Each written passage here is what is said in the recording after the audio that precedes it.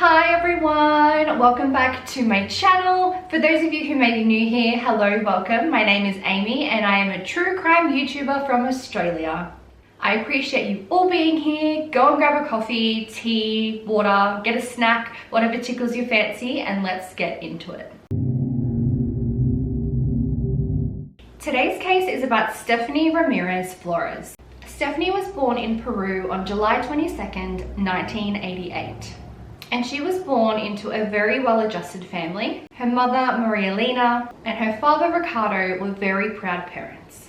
It is worth mentioning for this story that Ricardo is a very, very powerful businessman, and he is very liked in Peru. Stephany was known for being a very academic and overall bubbly human being. She was loved by so many people, and her presence was one that you would just never forget. Everyone really liked Stephany when they met her. She was someone that just loved having fun. It didn't matter where she was. Fun was always the objective that she needed to meet. And one thing that she really actually enjoyed was gambling. And she was great at it. She won often. And one night she went out, she wanted to gamble. She wanted to have a fun night out. And unfortunately, it was the last time that she was seen. An innocent game of poker would lead to her death. Peru is the third largest country in South America, after Brazil and Argentina. It is made up of a variety of landscapes from mountains and beaches. It's also known for having the tallest sand dunes in the world and being home to most of the world's alpaca population. And the Amazon River actually starts in Peru. Today, for this video, we are traveling to Lima with a population of 11 million residents. Even though it's a beautiful place to live, it is also known for being quite a rough place to live. It's not uncommon for aggressive protests to be started between the locals and police on a regular basis. Stephany was born and raised in Lima, and she was born to two loving parents who surrounded her with love and gave her everything that she ever needed. Stephany also had a brother, and the two of them had one of the best childhoods ever. They were provided with endless opportunities, and anything that they wanted, they could reach for it and they would get it. Their parents had their back. They loved them so much. Stephany was always known to be a very academic girl, and she had a true passion for learning. Stephany's dad, Ricardo, was actually a retired race car driver. He ran for vice president in Peru in 2001 and for president 5 years later. So as I mentioned earlier on about Stephany being raised by a very powerful man, it is because that is very much due to his political career. Stephany and her family were definitely more on the wealthy side and had the best upbringing that they could know, with one benefit having access to prestigious schools. Stephany naturally soared through school with high grades, whilst living a happy, carefree life through her educational years. In 2008, at the age of 20, Stephany enrolled in business administration, where she studied towards her chosen career. During her studies, she did work placement at her family's business, and no one had a bad thing to say about her. She was respectful and kind and always happy and just a pleasure to be around. Stephany really loved partying. She, as I said before, she just loves fun, and luckily for her, she also had the benefit of having money in the family, and she was able to have some of the best nights that you could imagine because she didn't have any limitations when it came to money. She could do and be whatever she wanted to be. Due to her money, she had access to lucrative clubs that only the wealthy could attend. One of those venues was Atlantic City Casino. And on the night of May 30th, 2010, Stephany ran into a man by the name of Joran van der Sloot, who is a Dutch local, but also is notoriously known for murdering Natalie Holloway. Now a little bit about Joran. I will keep it short because he doesn't deserve much of my thought. Joran was born on August 6th, 1987. He had a great upbringing. His mother Anita was an art teacher and his father Paul was a successful lawyer. He always had the comfort of financial support from his father. Joran had two brothers and the family resided in Arnhem, but in 1990 they left Arnhem to live in Aruba. Once they settled in, Joran was enrolled in the International School of Aruba, where he was a great student who always excelled in his studies. He played tennis and football and went on to become an honors student. He absolutely loved tennis, and it plays a brutal part in this case. Even though Duran was an A+ student, he was not an A+ son. Anita called her own son a spoilt brat and a liar. He was known for sneaking out on the island to attend parties. No one ever disciplined him, so he pretty much did what he wanted. And due to him doing what he wanted, he got away with a lot.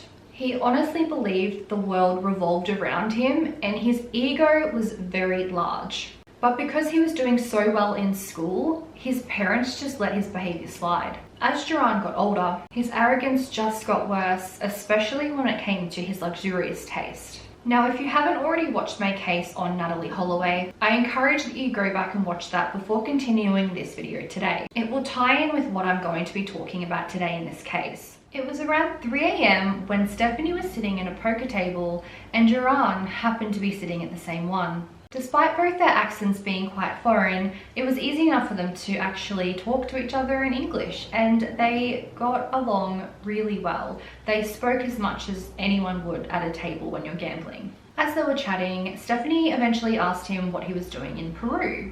And Duran responded to Stephany by saying that he was just traveling for a little bit as things back at home were a little bit stressful for him at the moment. Little did Stephany know that it was because Duran was a wanted man back in the US for Natalie Holloway's disappearance. Now, Duran is gambling a lot and he's having a great night. He's chatting with Stephany. It is worth noting that the gambling that is taking place is being funded by money that he essentially extorted from media outlets and the FBI. The FBI actually paid him in the hopes that he would finally tell Natalie's mum where the body could be found. But he lied. He got paid first before confessing, and he was like, joke's on you, I was never going to confess, and then he escaped to Peru. Eventually, as the night went on, they started talking about their families, and Duran mentioned that his dad was a very powerful businessman. And in this moment, perhaps Stephany felt some common ground with Duran because her dad is also a very successful businessman, and they had a very similar upbringing. They were both very comfortable and they both were very, very wealthy, and they were born into that wealth, and they were both really academic as well. They ended up talking for hours into the night and they got along so well. And for anyone who knows about the Natalie Holloway case, this is a recipe for disaster. Stephany was an exceptional player of poker. She may have looked young and naive, but she knew what she was doing. A few nights prior, on May 28th, she actually won $10,000 at a table. Over the next few hours, drinks were being served and things between the two were becoming quite flirtatious. And this is when Duran asked if Stephany wanted to return to his room to spend the night together. The events following are a bit blurry. There hasn't been any confirmation if they did sleep together or if they just went back to the room to play another game of poker. But what we do know is that Stephany used his personal laptop, and I'm not entirely sure why. Was she needing to search something, or was she playing poker online? Who knows? But she did come across an article, and it was in regards to Natalie Holloway's disappearance and suspected murder. And whose face and name did she see in that article? Duran, the guy who she is now currently in a hotel room with. Now, I cannot imagine the feeling that Stephany must have felt in this moment. The gut feeling that I get personally, and I'm not even in the room, she must have felt so scared and sick to her stomach. Stephany was now faced with a killer, and what was about to happen next was shocking. At some stage, Duran realized what she was looking at on his laptop. A physical fight broke out, and due to her size, she unfortunately had no chance. Duran went on to break her nose with his elbow, this causing her to fall against a wall where she began to bleed quite heavily. And this is when Duran thought it would be a great idea to jump on top of Stephany and strangle her. After some time of strangling Stephany, he threw her back onto the floor. However, he noticed that she was still breathing and she was very much still alive. Then he took off his shirt that was covered in her blood and then shoved it in her mouth and over her nose, where he began to suffocate her. Eventually, she passed away. He had killed her. The next day, May 31st, The sun had risen and Stephany wasn't home at her parents' house yet, and this had her father worried because it wasn't like her to stay out all night. It was a regular occurrence for her to go out and play poker, and she would always be back in her bed, but not this time. Her dad knew something was wrong. Stephany's dad Ricardo made contact with his son, Stephany's brother Enrique, and told him that his sister was missing, and he just knew something wasn't right. They both went on to call family and friends to try and find out if maybe she had stayed at one of their places at night. For some reason, maybe she couldn't get home or it was just closer to go somewhere else, but no one had heard from her, no one had seen her, no one knew anything.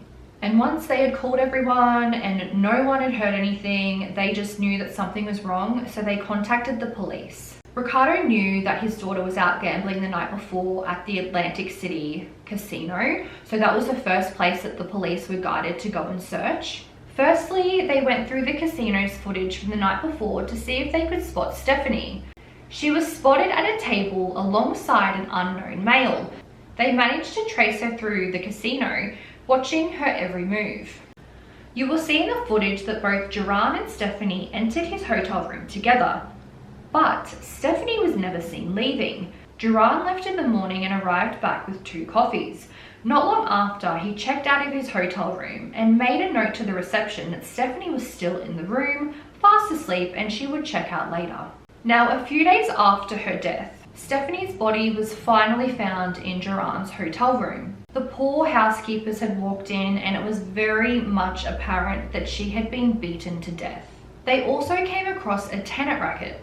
Duran loved playing tennis. It was his tennis racket. Room 309 was where her body was found, so the police investigated who booked that room. Is there a name connected to it? Let's try and figure out who did this to Stephany. And that's when Duran's name came up and the police knew that name straight away. And as suspected, that unidentified male that was in the video footage with Stephany was a match to Duran. It was the same person. He never returned the key card to his room and left the TV on so loud that it would appear people were still in the room, which made sense because he did tell reception that Stephany was still up there and shouldn't be disturbed. Now, the police knew at this stage that Duran was most likely responsible. It fit his ammo. He had harmed another innocent female. But where was he? Where has he escaped to? Like, is he gonna do it again? It's been 3 days now and Duran would most likely have a very good lead on the police. He could be anywhere. 3 days is a long time to escape. However, an Interpol notice was issued and all surrounding countries were told to keep an eye out for him. It didn't actually take too long for someone to notice him. He was seen entering Chile, which is a neighboring country to Peru. He was seen entering through the Cantilever crossing. However, he wasn't located in time, but it didn't matter because now everyone knew roughly where he was. On June 3rd, he was seen entering a taxi in the city of Dina del Mar. On his way to Santiago, the Chile police were able to track down Duran, and this is where he was arrested. He also had Stephany's bloody clothes on him at the time of the arrest. He of course claimed that he had nothing to do with Stephany's murder, and it wouldn't surprise me if he came up with some elaborate lie like he did with Natalie Holloway.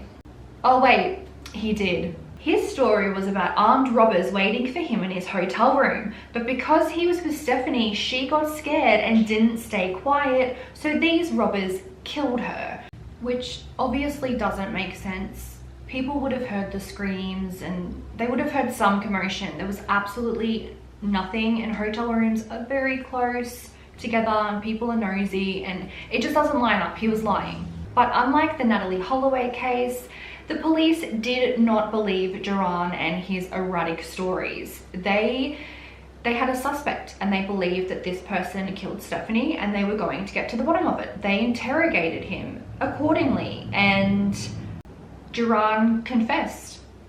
He killed Stephany. He said he remembers leaving the hotel to buy coffee and bread, but upon his return to the room, he caught Stephany using his laptop where she found an article about him being wanted for Natalie's disappearance. He claimed he tried to explain himself, but Stephany hit him and tried to make a run for it. With Duran naturally being the bigger person between the two, he grabbed Stephany by the neck, strangled her, and after realizing she was dead, He took it upon himself to steal Stephany's winnings from the night before. He drank his coffee and he said that he mixed it with amphetamine and then fled the room. However, the police investigating this case were like, let's go get some bloods, because I don't believe that he took amphetamines whilst drinking his morning coffee. Like, he's up to something here. So they got his blood results and there was nothing in his system. So they think that the reason why Duran actually mentioned this in his confession is because in Peru, they have leniency for people that could be under the influence because they're not as coherent when they're under the influence of something. So he knew what he was doing and they were like, not here, buddy. We are not Aruba. On June 11th, 2010, the judge ordered Duran to be held on charges for robbery and first-degree murder. And after acknowledging that he had acted with both ferocity and great cruelty and knew he was backed by the wealth of his family behind him, the judge didn't want to give him a chance to get bail. In preparation for his trial, it was decided that Duran was not to be put before a jury, but instead a panel of 3 judges. On the morning of his trial, he was greeted by an angry mob on his way to the court and had to be ushered inside due to people throwing rotten fruit at him. Good. Duran was held in a maximum security prison after his trial, where he was under 24-hour surveillance. Due to the nature of the prison system in South America, Duran was wanting to make a deal. He wanted to reveal the real location of where Natalie Holloway's body was left. Here we go again, he's trying to toy with everyone. He is just unbelievable. And he was going to give them the real location of her body because he was scared to be in South American prison. It is brutal, one of the worst prison systems